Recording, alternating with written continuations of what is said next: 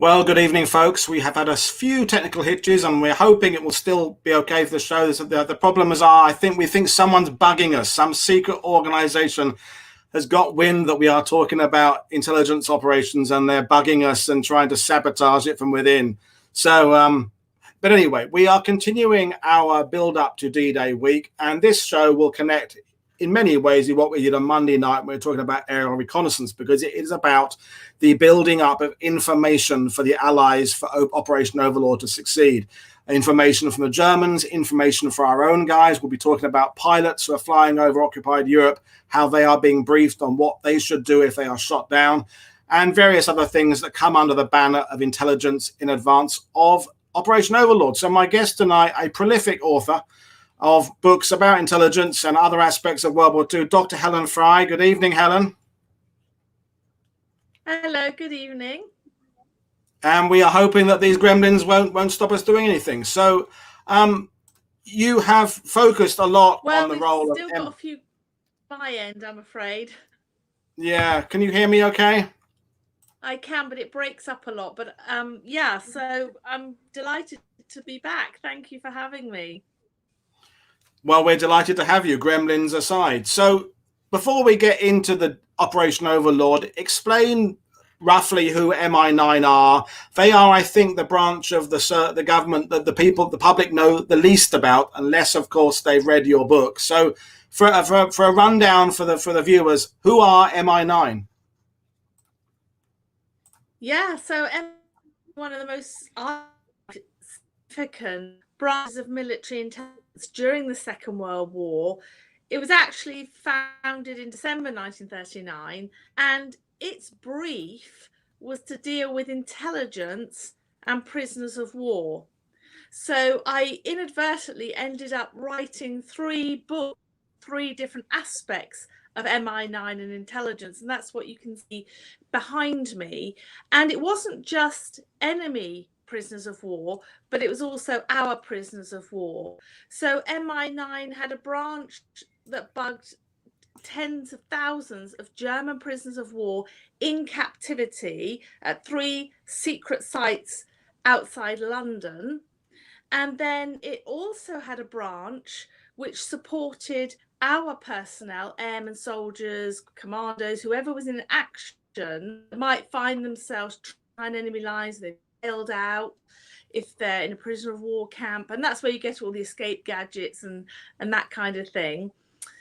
And then there was another third area of MI9 known as the London Cage, and this, as some people may know, had a little bit of a darker history, where, you know, if you couldn't get intelligence from the softer means, it was a little bit near the mark at times, and its brief was, to quote its original files, to break their will to resist. Now, I didn't, as people will know if they've book, I didn't find evidence of waterboarding or anything like that, but it does raise some interesting dilemmas, because ultimately the whole premise behind MI9 and behind intelligence in the wartime is whoever wins the intelligence game is going to win the war. You can't put boots on the ground, so to speak, without the intelligence beforehand. It sounds very obvious, but goes right back to the Duke of Marlborough in 1750. So that gives a little bit of an oversight. And I would just say, I suppose, that I've been astounded by the sheer volume of intelligence and files which survive in the National Archives that are rarely tapped into, and I believe are going to start changing our understanding of the Second World War. So there's an awful lot of work to be done. So the mantle is out there for people, the challenge for our historians to start working on what is some incredible material. Yeah, and this is the theme, I think, that we've discussed so often on World War II TV, is we tend to discuss the same subjects again and again and again, and it's the new areas that are actually the most interesting. And this edge we're having, when we're talking about something like Operation Overlord, it's about having every element of our operation to the best it can possibly be. Our aircraft, the best designed, our men are the best trained, our landing craft are an efficient force. and our pilots know what to do if they're shot down, because one of the interesting aspects we'll touch on later is just how much it costs to train an RAF pilot to be able to fly an aircraft.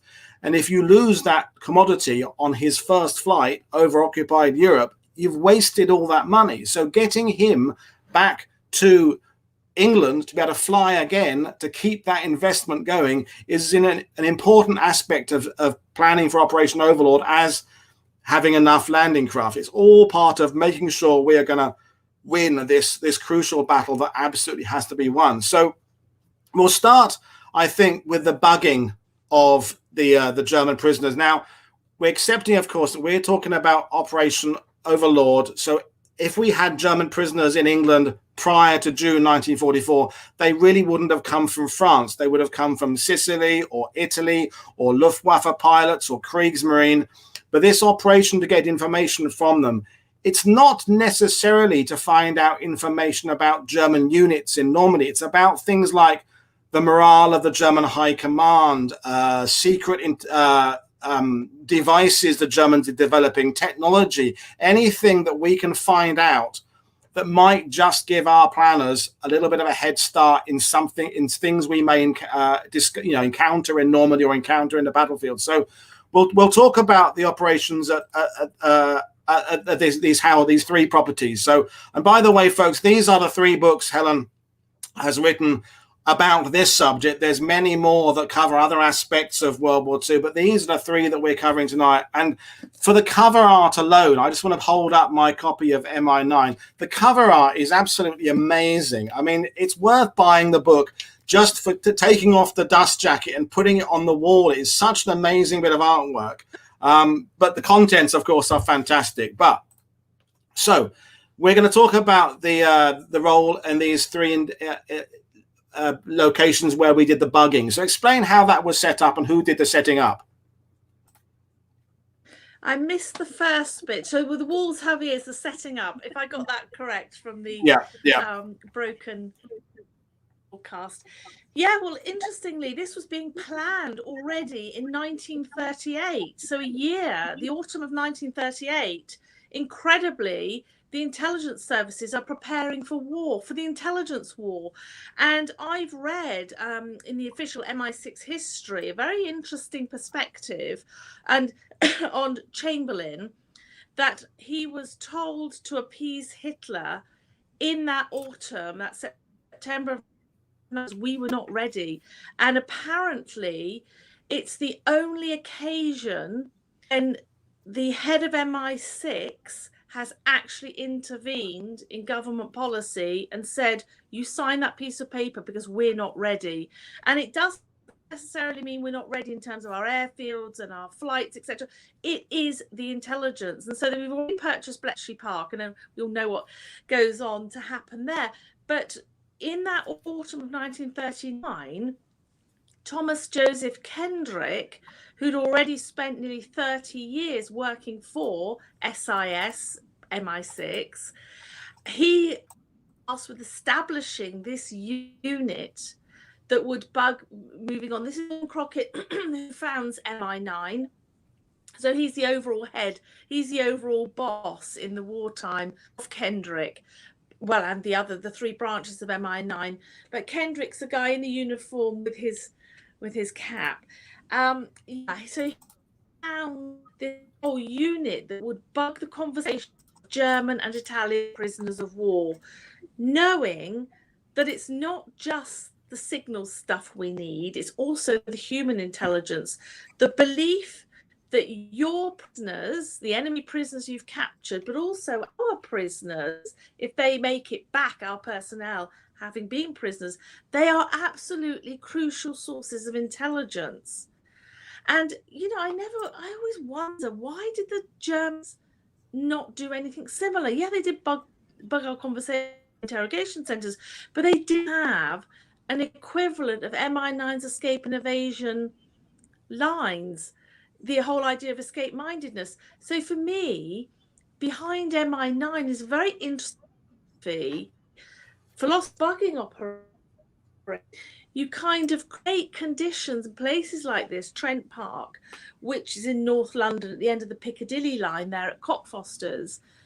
This site originally processes in the first 3 years of the war thousands of German prisoners, around 3,500 German prisoners of war.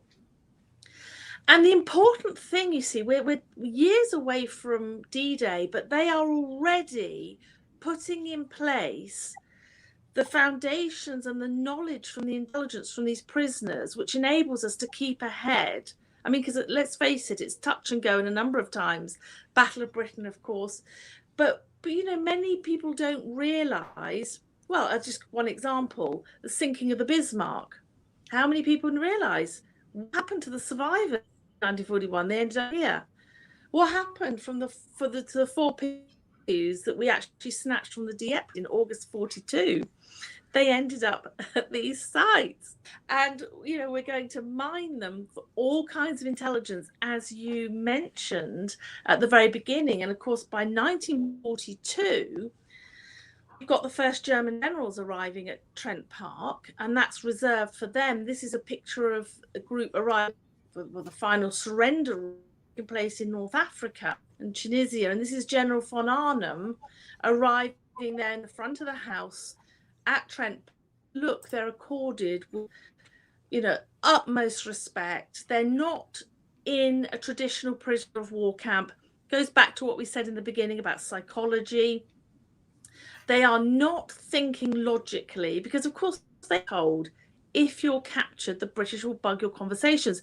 But it's precisely these guys in the house before day that give up vital technological stuff, which actually, I think if we hadn't found it, seriously, I now question whether we could have mounted the D-Day landings. And you might want to talk about that in detail a little bit later.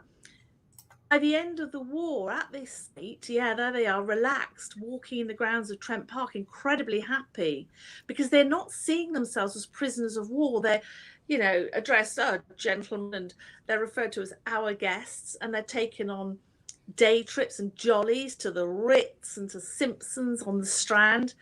And it's all designed to get the intelligence, because you can't interrogate these guys. They're not going to give you anything. And so what I love about this, it's thinking outside the box. In those years, those run up to D-Day, the intelligence was as important from day one when it opened with Kendrick of London, moved then Latimer and Willock. That intelligence was as important, I noticed in the files, all the way along, because without those foundations, it's going to affect your ability to carry out D-Day. So I hope that's helpful. Yeah, but the thing is, here's the question: if we know, sorry, if we know the German generals and high-ranking officers have been told you'll be bugged, yes, we can pander to them and call them sir and plump their cushions and give them days out. But how are you going to make them relaxed enough to talk off the record? How do you create the conditions where they will reveal things unwillingly? Well, it's an understanding of psychology, of their psychology. And I don't know whether this is something which might be deemed politically incorrect in our times. But what I noticed in the MI9 files is the belief that cultures, countries have a psyche or a psychology or a way of thinking. And I know in this era, we probably say, well, you know, we all think the same, you know, you can't tell. But I think there is perhaps something in that German mindset might be different from the way we think. And that's certainly true. General Scotland, who headed the London Cage, he had spent a lot of time in the pre-war period and in the First World War, actually, immersing himself. I mean, he'd been prisoner of the Germans in South Africa. He'd been in Windhoek prison for a year, and he lived daily. They suspect the Germans. forces there suspected him of being a spy, which of course he disavowed, and there's no evidence he was, although he did intelligence work. But, you know, he spent every day living with the threat of being shot. He heard how other prisoners were being treated. And when he was released, when sort of the truce was signed in July 1915, of course, very different from Europe, he was released. He comes back to England and he believes he can think, speak, act, and behave like a real German and pass off because he could understand their psychology. And that's very much what you find, whether it's Norman Crockett, who's heading MI9, or whether it's Kendrick, who's heading the Corroboration, whether it's Colonel Scotland at the London Cage. They have this belief that you can understand the psyche of a culture. When, to go back to your question, when we come to the generals, we're going to pamper to their egos and sense of self-importance. Now, that probably sounds remarkably basic and quite simple, but that's what it was. You put them in Nissen huts with barbed wire, they're going to behave like prisoners of war.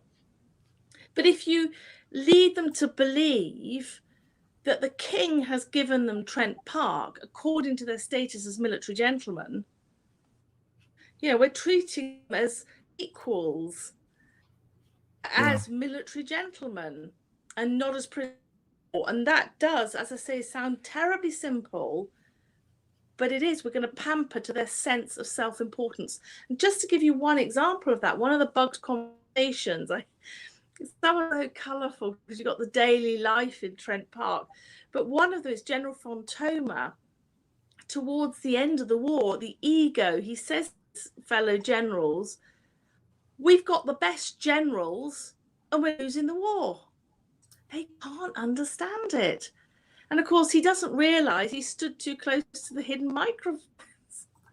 And we're recording their unguarded conversations because they don't think anyone's listening. And I suppose and the other thing I would say, actually, and it happened in the Tower of London, and we know from the transcripts of the conversations, the prisoners thought we were stupid and incompetent. They thought because we gave them sort of phony interrogation, we didn't know how to conduct an interrogation, and we were just a bit thick. Well, of course, the whole idea was you go back to their room or their cell, they had cells later, and they start boasting what they hadn't told the interrogating officers, and they just say, well, the British are thick, you know. They haven't asked us about this and this. So I just find that fascinating. Yeah. And I think the point I want to add at this point is you can't, even the generals might be thinking, yes, maybe they're bugging my cell, maybe they're trying to catch me off guard, but human beings can't stay on red alert 24 hours a day. You know, you're going to have to relax and drop your guard eventually.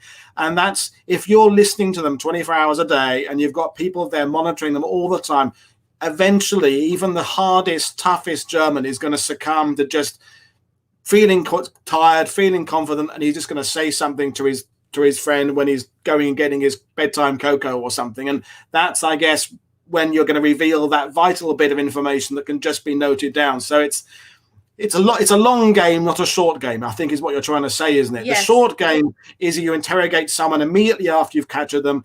Why were you there? What were you doing? But there's a long game there. You've got these guys for weeks or months, and you just wear them down to the point where, years, where they're just relaxed and they reveal that one vital nugget. We had a question coming in already from Pat about how was the portrayal in The One That Got Away, the famous war film with Hardy Kruger playing von Rehrer. How was that accurate? Did you get that? The interrogation scenes in the film The One That Got Away, were they kind of realistic for what was going on at Trent Park? Well, interestingly, they did film. I still haven't seen it. I keep missing it every time it's shown on the television. I've got to see it. But it is filmed. It was filmed at Trent Park itself. But the interesting thing, of course, it's not quite historically in the sense that von Ferrer doesn't escape from Trent Park. He's one of the few prisoners in September 1940 that actually discovers, or so he he discovers one of the microphones. Now, we think it was probably not in the mansion house, but in the stable block, because mansion house, we've now seen how the wiring is so deeply embedded in walls behind skirting boards. No way he would have found it. But because of that, we didn't want news to go around the other prisoners for them all to start becoming security conscious. So he was whisked off to another prisoner of war camp, for which he attempted an escape. And of course, he ends up eventually in Canada. And this is before, of course, America's entered the war, and he manages to escape in Canada, basically walk over the border and escapes from America. And he goes back to fly again, as we know, and dies in action. But when he got back to Germany, and I think this also partly answers your question, when he gets back to Germany, he is interrogated, and he does say, I think they're bugging up conversations. He found a microphone, and apparently it became known as the Von Ferrer report. Now, I haven't actually seen the report itself, but I have seen conversations where later a prisoner might be in his cell at one of the other sites and might say, Von Ferrer. And that meant like they knew about the Von Ferrer report, the British will bug your conversation. But it's precisely said they can't be on there totally. And sometimes they would turn the tap on in their cell. This is at Latimer House in Wilson Park. And they would just whisper. But the minds were so sensitive. One of the listeners said to me, we could hear, that's it, Latimer House, even in the base. Also use pigeons. Pigeons, of course, for anyone who's not sure, is one of our officers dressing up as a German prisoner, as a U-boat crew, or even in the case of comedian Helen Lederer's grandfather, he pulls it off as a Prussian general. I mean, how to be able to hold your cover, quite a stressful job, and they didn't always do it long. But they could lead the conversation, you see. It is so easy to distract prisoners in their cells. Yeah, another depiction there. And there's a lot of infighting as well. You've got typical human behaviour and rivalry between the generals. So you've got pros and anti-Nazis. You've got some of them jealous of the other commanders. Some of them sulking in their rooms. And it's just all this human behaviour. They're too busy worrying about the anti-Nazis who won't raise their glass to toast Hitler on Hitler's birthday in that house in captivity. And they're just completely off guard. And other techniques like taking them out for nice meals, and they completely trusted us. And the fake aristocrat, which I think we've probably talked about before. But yeah, it's just so very, very clever. And I think at the end of the day, down to psychology. Yeah, so you've got on the left there, Thomas Joseph Crick, the genius. And he is described by Norman Crockett as really the only could have pulled this off, to rivalry between the different, Admiralty and the Air Ministry, etc., and the different intelligence services, naval intelligence.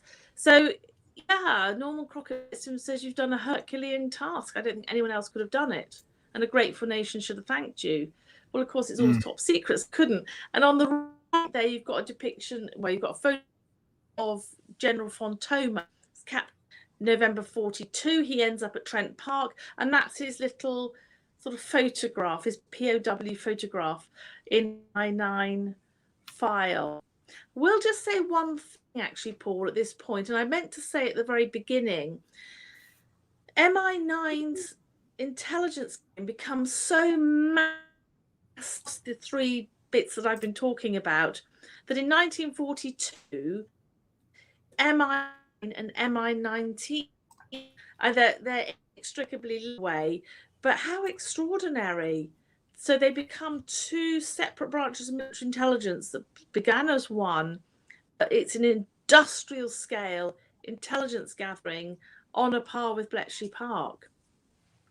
I mean, that's absolutely incredible, isn't it? And I also think just, this is the infancy of psychological profiling. Because even now, when you go for a job interview, there's all these techniques. There's people are supposed to watch with body language and this and how you project yourself. It's become an absolute science now, this trying to understand more than just what a person is saying, this whole background of, but this is during World War II. This is something that was in its absolute infancy. So these people, they should be regarded not only for their military prowess in giving the Allies this massive advantage, but also just understanding human behavior.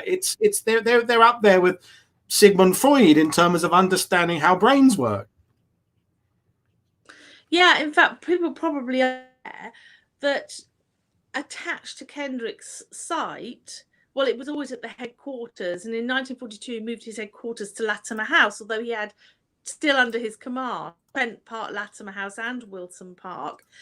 There was an army psychologist to analyze military mindset. Lieutenant Colonel Henry Dix was one of the main ones. But he was attached to the site from around 1941. I think he was partly at Trent Park, but certainly by 42. And he's writing papers on German mindset and how they might conduct orders of battle. It might be different from the way we have an order of battle. But they're also analysing the prisoners for psychology, for, like you say, their character. So you might get, some that are particularly kind of nasty, but you might also, there are some generals, so for example, I can't remember what it was, that liked horses, and that's really basic. But one of those generals is mad about horses. So just before he arrived, Kendrick's officers acquired 2 beautiful paintings of horses. And stuck them on the wall of his bedroom. So when this general comes into his bedroom, it feels like home in a way. No, not quite like home, but you know what I mean. So they're comfortable, relaxed. It helps to relax people. Yeah. It's yeah. crazy, I know we both know David O'Keefe, and David O'Keefe is watching, and he's saying, of course, that although torture is being used by the Germans, it's being used by we now know that it's the most unreliable form of gathering intelligence, because ultimately when human beings are in pain, they will say anything they can to stop the pain. It's a primary response to being hurt, and it can be very effective, but it can also be completely misleading. Something someone says in a relaxed environment at somewhere like Trent Park is much more likely to be accurate than something you've forced out of someone under duress. Is that something you can actually read about in the files? The effectiveness. Yeah, I mean, you're absolutely right. So in files, the MI9 files, it's really clear training, whether it's training to the bugging operation of German prisoners of war, whether it's our guys in action, that it's against the Geneva Convention. So there's training. So our personnel get training. What is the Geneva Convention?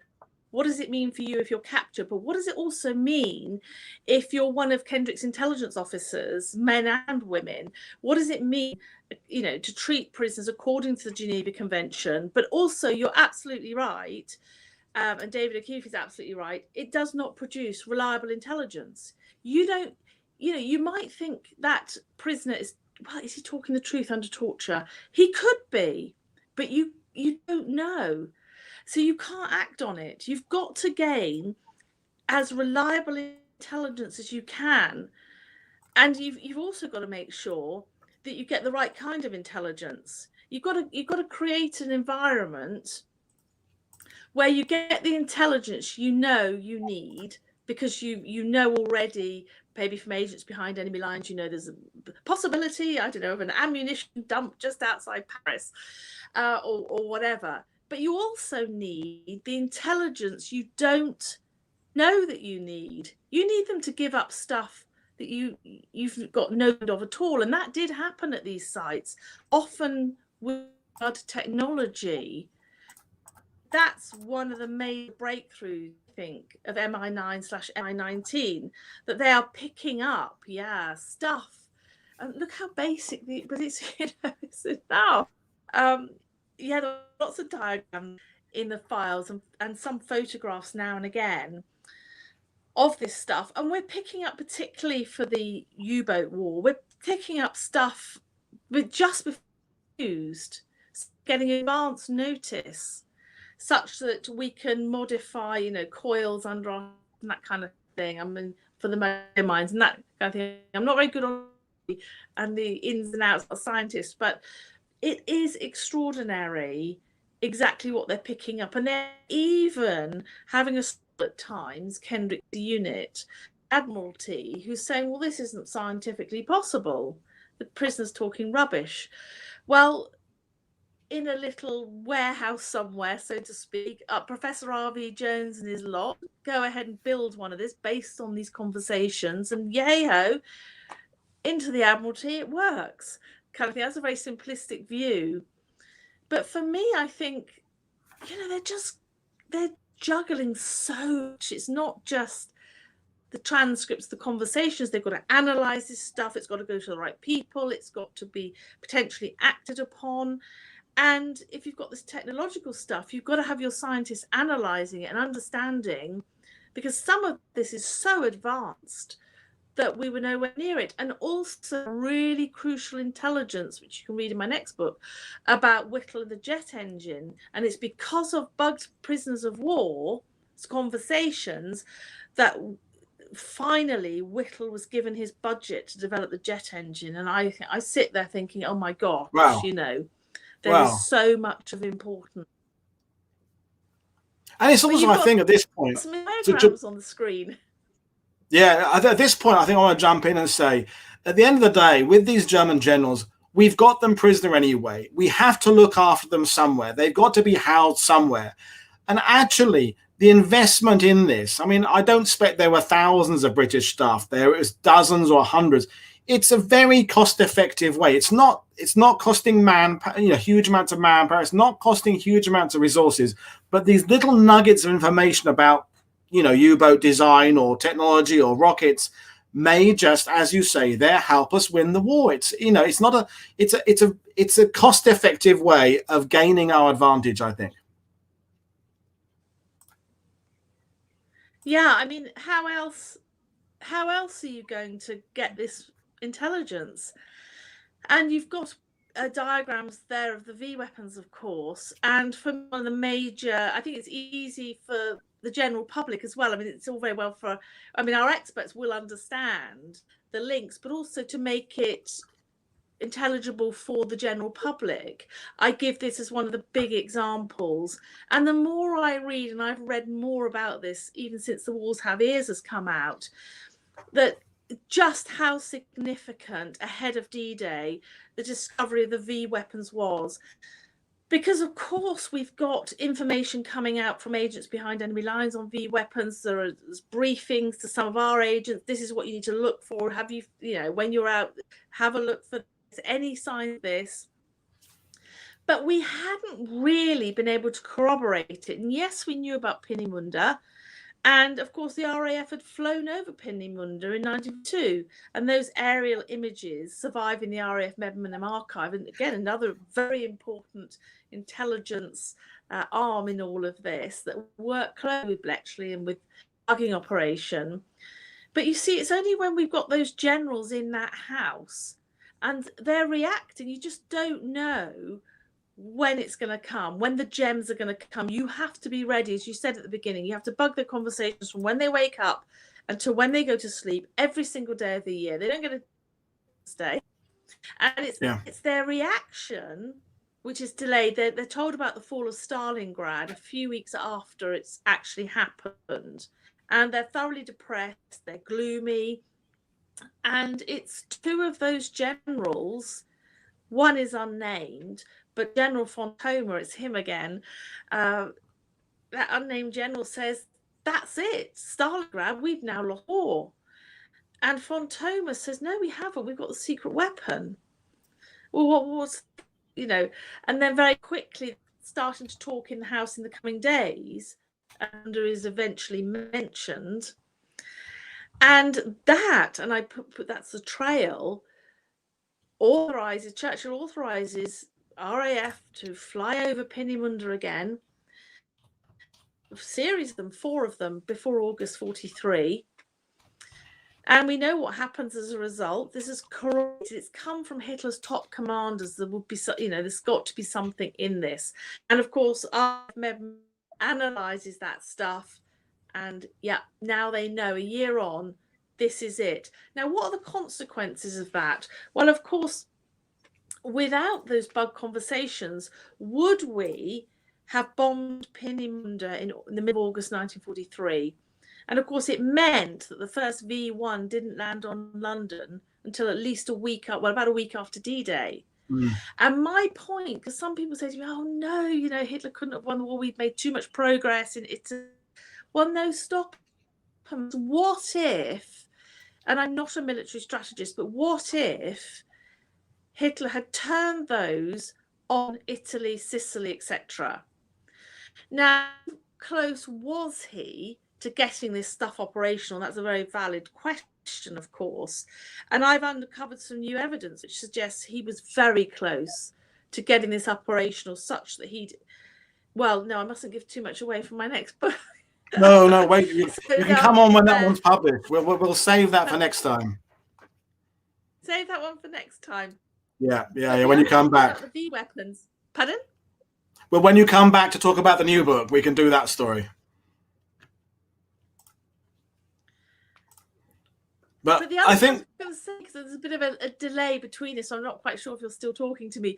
But with regard to the V weapons, again, you see, it's the discovery of the V3. No one was more surprised than myself to find reference to V3 in the bugged conversations of the German generals. I'd never heard of a V3. Well, I ought to have actually, contemporary time. But they're the only known reference to V3 in currently declassified files. And again, you see, if we hadn't got this in time, one of the sites was Mormignac, south of Calais. Americans and ourselves have knocked that site out. And of course, it's all underground, 100 foot underground. How are you going to stuff? We have secret factories in German occupied countries and in Germany itself and in the mountains from the bugged conversations, and that people can read about in my book. So there's so much stuff that they're giving up. Yeah. Well, I think we've covered the bugging. Let's talk a little bit about the London cage, because you have written about that as well, and this is where they are using the more traditional methods to get information. And I know you've written about that extensively, but how does that compare, the information we got there from the information we got from the bugging? There obviously was some results from the London cage. Oh, absolutely. And that's one of the things I make a point of saying towards the end of the book, that traditionally, if you Google anything about the London cage, you get all those gung-ho headlines about, prisoners tortured or whatever it is. And it's kind of obscured any historical analysis of the intelligence. Now, I'm not saying that their methods justify the means, whether they do or they don't. The point for me is that actually they did gain intelligence, and yes, it was near the mark at times. We admit that, but again, it's using, well, on the outside, of course, a very kind of luxurious in its day house. This was taken in 1938, actually, November 1938, and you showed the gates to Kensington Palace Gardens as well, where the London cage was at 6 to 7. 8 and 8A Kensington Palace Gardens. So this is the top end, Bayswater Road.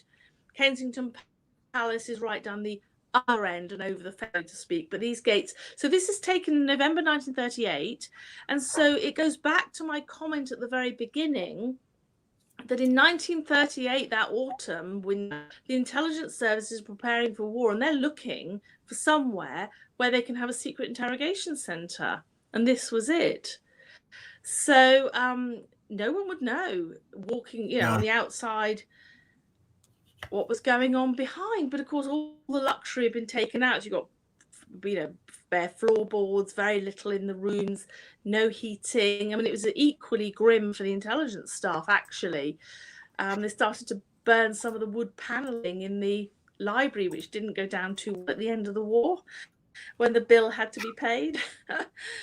But in terms of intelligence, by the way, their conversations were also bugged up the dual chimney. The chimneys for each of the rooms fed in at the top into one chimney, and there were microphones hidden in there as well. So, but they did have traditional interrogations here, and it was about breaking their will to resist talk, and they kind of picked up some technological stuff, but the main stuff day was on coastal defenses, on fortifications, stuff that's hidden with a fake bill, for example. So at one point they had in here some Polish prisoners who'd actually been conscripted into the German army, and they were at that point, they weren't Nazi, but they at that point were too kind of frightened to talk, and they had a pretty awful commander. But once they'd sorted the commander, the others began to talk, and then their names aren't given, they're just called Informant A, Informant B. Interesting. And they'd constructed a lot of the fortifications along where we would and beyond. And we needed to know, how was it fortified? Was the concrete fortified? How deep was it? And it was one of those men that actually said, well, if you fly over it, you won't see this particular installation because they've grassed over it and they put a fake church steeple. So there's interesting stuff coming out, but we've got a lot of eyewitness stuff that's different but complementary to what's coming out of the bugging operation at the other three sites. I think the word you used, the word perfectly. The word you used earlier, which I think is so appropriate, is corroboration. In that, what we've been talking about this week is we're gaining information from aerial photos, we're gaining information from resistance networks, from the SOE, we're gaining it from bugging German officers, we're getting it from interrogating others, and we're getting it from Ultra as well, of Bletchley Park, which is another whole subject. Now, if you can get information from all those sources and put it all together, and they all indicate roughly the same thing, that's the type of information you can actually solidly build your invasion plans on. Just relying on aerial photos, just relying on interrogation is a weak premise. But corroborating across all these things, and that's where it comes into this Operation Overlord and winning the war being a grand collection of multiple aspects that all work together for that one effort. And I think it's not that interrogation of prisoners works on its own, it's working in conjunction with everything else we're doing, and each one is worth giving its credit, I think. Well, there's another very interesting angle to this. And you mentioned Ultra and, of course, the whole Bletchley Park thing. But really, I suppose, until my research, no one had actually realised, across it accidentally, so I'm not going to take all the praise. But this unit worked incredibly closely with Bletchley Park from the end of 1939, because they are gaining intelligence from U-boat crew on Naval Enigma. And again, if anyone's interested, they can read in more detail in my book. And it's now in the history of Hut 3 that the intelligence given by Erich May of U-boat, I think he was U-boat 39, I can't remember his U-boat, but I'm going to get that wrong, so I won't even try to remember which U-boat he's on. But his intelligence in early January 1940, particularly his diagrams that he's drawing on the 8th of January, make a difference. Enable Bletchley Park to go back to some earlier cribs from the previous year, and they cracked Naval Enigma ultimately. But going forwards, I came across stuff, and really someone needs to go through with a fine-tooth comb just with their eyes on Bletchley. You know, you have to sift out this stuff somehow because there's just too much of it. But 1942-43, I came across transcripts of conversations where prisoners are talking, detail, yes, about Enigma stuff, but other communications, wireless stuff, what they're getting from our codes. And on it in pen, there's Hut 6. So this has gone to Hut 6, for example. So happened as a result of that was that Kendrick's unit, and occasionally from the London Cage, if they had at those sites prisoners who were particularly, well, they had intelligence, we didn't always know from those bugging sites precisely what Bletchley needed to know. We have a rough idea. So Kendrick facilitated personnel from Bletchley to come and interrogate. They weren't formal interrogators, of course, but Bletchley personnel came to these sites and interrogated prisoners of war. Now, I haven't seen that anywhere before, but it adds a very interesting layer to this whole cooperation and corroboration. It absolutely does, yeah. And and thank you very much for explaining this part so far. I think we shall move on and talk about what we're doing for the escape and evasion of our guys now, because I think that's a very exciting topic as well. So we said at the top of the show, the Allies are investing lots of money in training up pilots. These pilots are on lots of operations into France. Tomorrow, Friday night, we have Matt Bone coming on and talking about the 2nd Tactical Air Force bombing the radar sites. So they are, if we lose them in occupied Europe, we want them to get them back quickly. So, and at MI9, again, get involved in this really early in the war. They're already thinking about escape and invasion. And by 1944, it's really quite a refined operation. So talk about, particularly with leading up to Operation Overlord, how many different aspects MI9 are involved in terms of that escape and evasion aspect. I missed the bit about what are involved. How many personnel did you say? The different aspects MI9 are involved in terms of escape and evasion. So there's escape lines that the French and the Belgians are running. There's what they're doing to brief our pilots. Kind of bring it all together, if you wouldn't mind. Yeah. So what you've said, absolutely right. That from the very early days, from December 1939, as I said before, MI9 was formed. The escape, well, MI9 generally, but for. And of course, we actually need prisoners of war, prisoners at that point. Yeah, I mean, most of them come after Dunkirk.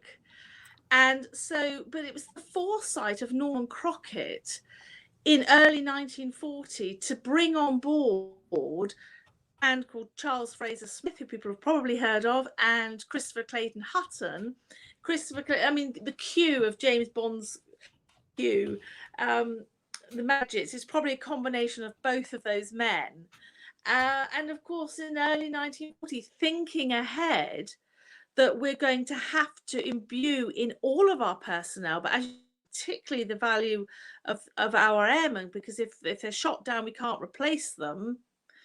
And if they're in prisoner of war camps, or even they're just in hiding, or we lose them, they die in action, we can't have the Luftwaffe having air superiority.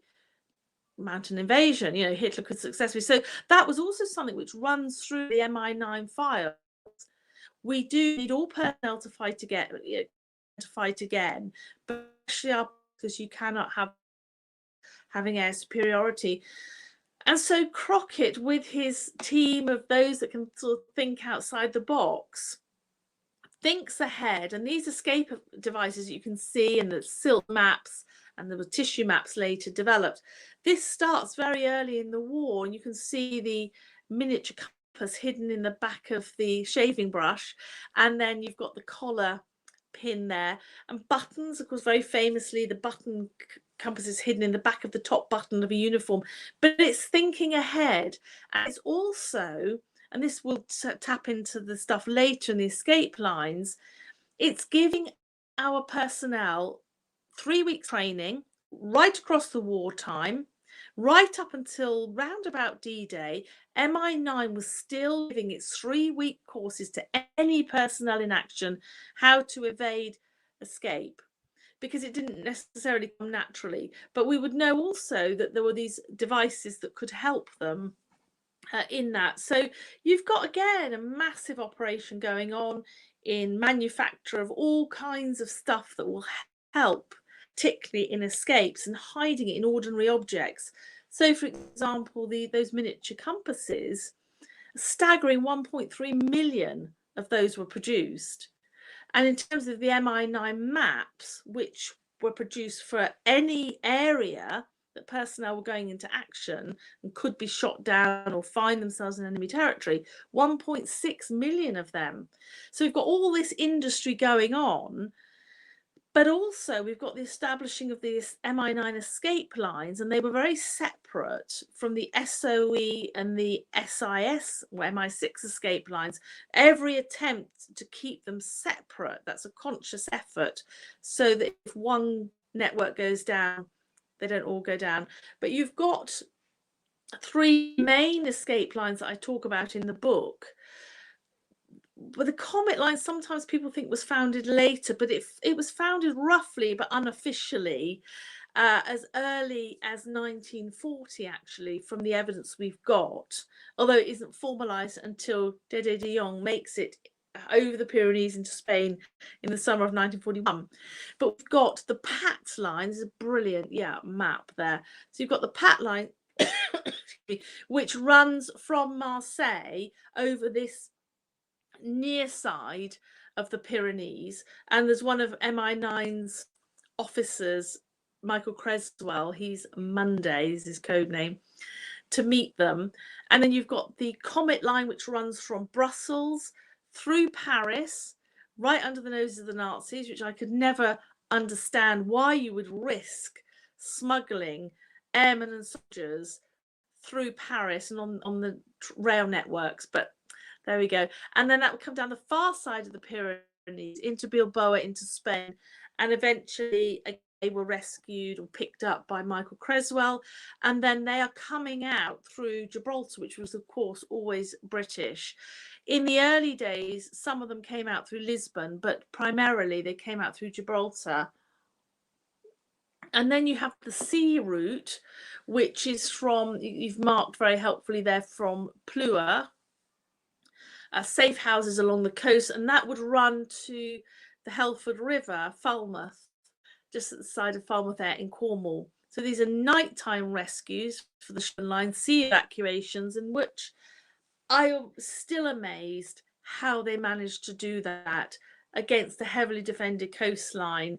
I think, for me, I don't think you can grade risk that these helpers and couriers took, but actually for me, I think that's one of the hardest to have pulled off, but very successful. And agents in from Cornwall into Brittany, secret agents, and then take escapers and evaders out.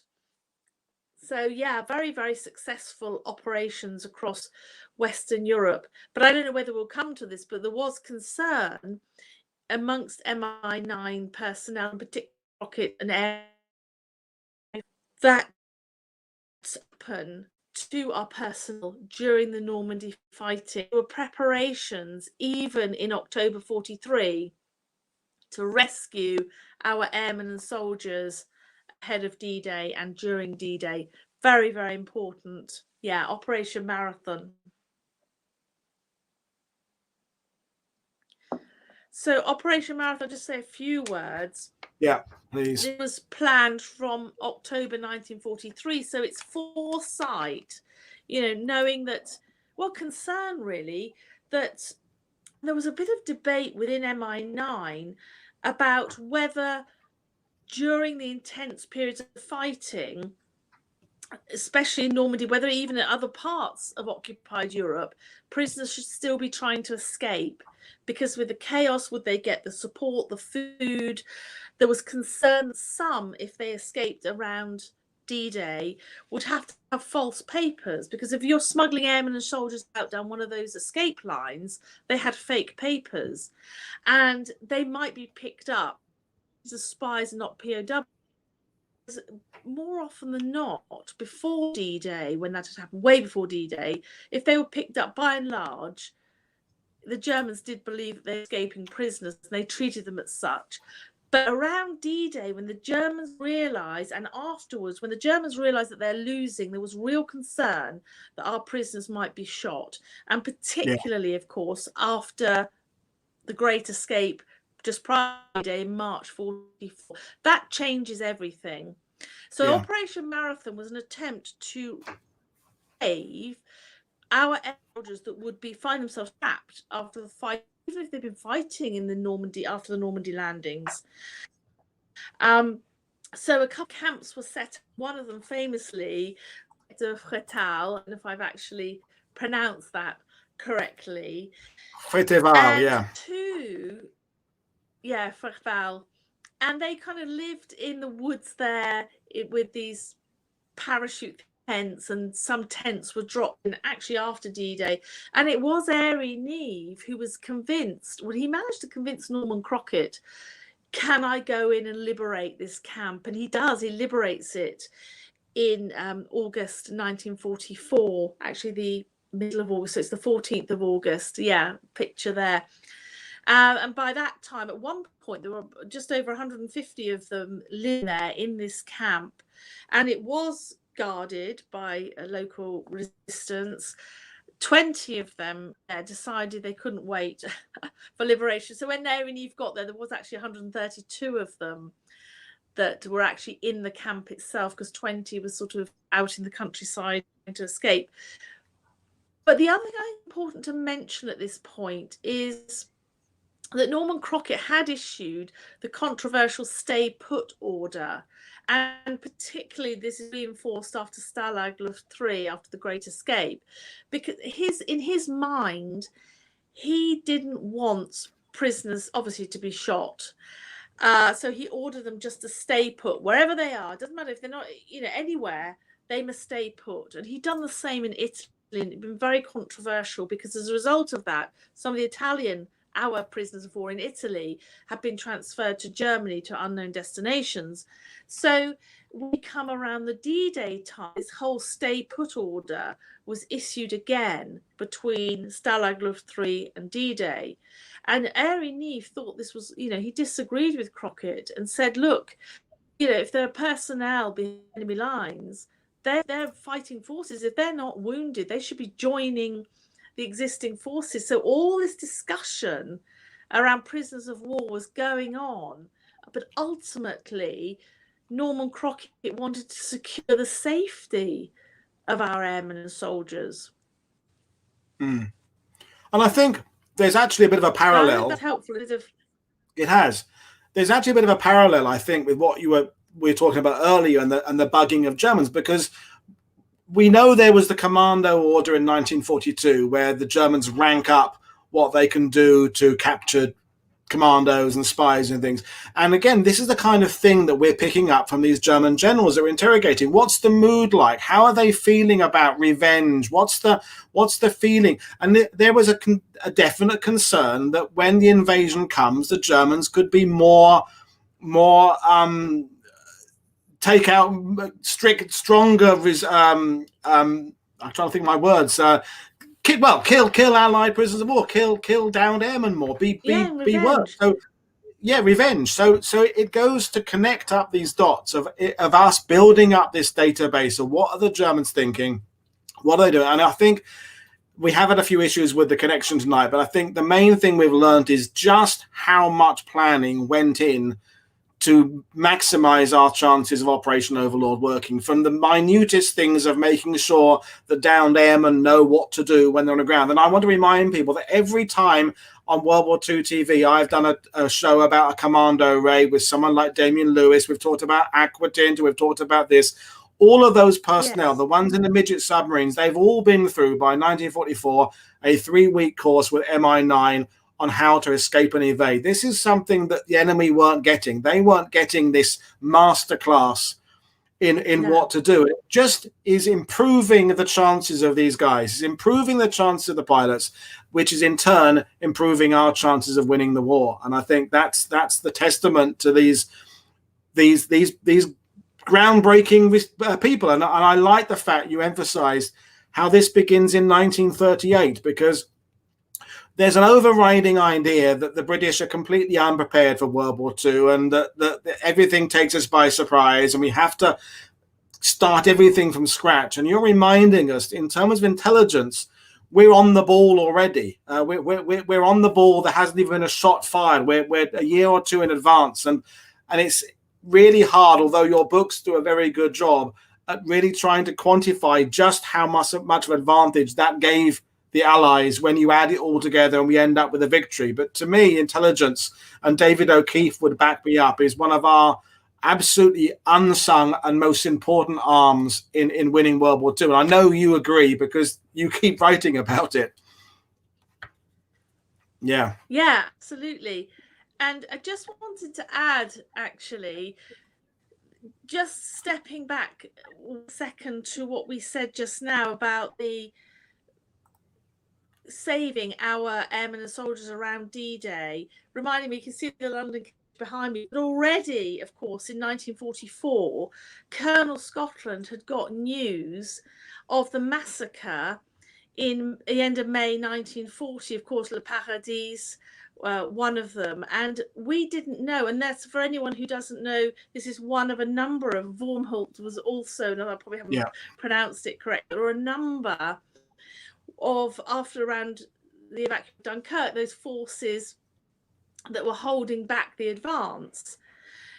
Some of them, the Royal Norfolks, were surrendering, and they were shot in cold blood.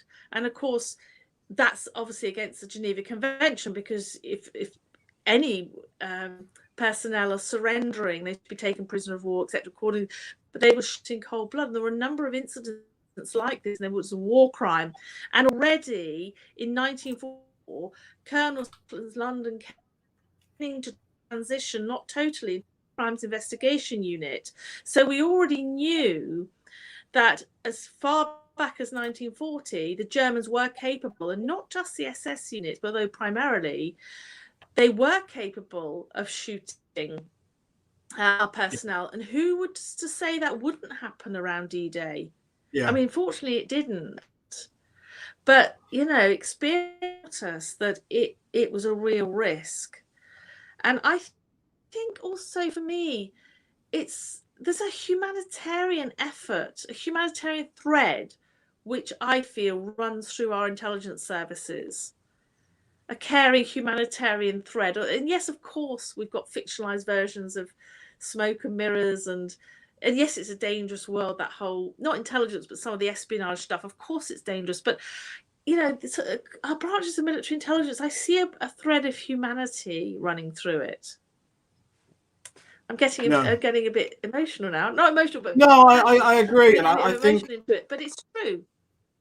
No, I agree, and and that's one of the things I particularly like about your work is your love for what these intelligence outfits did comes through. You know, you're writing about a subject that clearly you feel very passionate about getting across what groundbreaking work this was and how important it was. And I can only imagine how exciting it was when you found those drawings and those plans in the archives. So then, my God, they found this. It must have been fantastic for you. But I think we're going to quit while we're ahead, because the connectivity issues are still a bit of a problem. So I will just speak to the people and tell them what we've got coming up tomorrow. I'll come back and say goodbye to you in a second. But so, folks, that apologies for the fact it hasn't been a perfect transmission tonight. I don't know what's going on. Gremlins in somewhere between me and England. I don't know. But anyway, that aside, it's been a fantastic presentation. Tomorrow night, we're talking about minesweeping. So we're talking about that incredible operation by the Royal Navy and Canadian Navy about sweeping the channel and making sure that our invasion force gets to the coast of France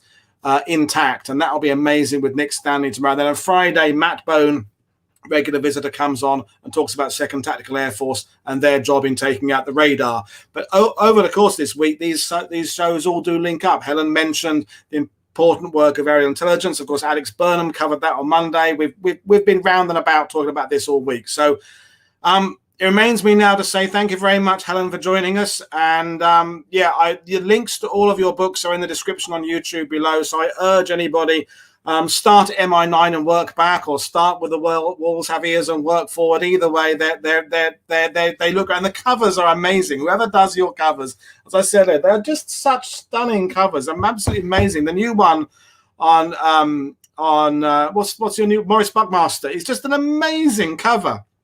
It's just, whoever does that work, they need a pay rise. That's down to the genius teams at Yale University Press. I've got nothing on the designs. I just write what goes inside, but I know the covers are just amazing. It's like there's someone there who's earning the money. What it's going to be? It's like, oh wow, look what they've done. Yeah, no, amazing book. So, well, that's it. We'll bring this show to an end. So thank you very much, Dr. Helen Fry. Thank you, everybody else, for watching. And I will see you all again tomorrow when we talk about minesweeping. This is Paul Woodadge for WW2TV. Don't forget, check us out on Patreon. Check out Dr. Helen Fry's website. Buy the books. You won't be disappointed. And I will see you all tomorrow. Thanks for watching, everybody.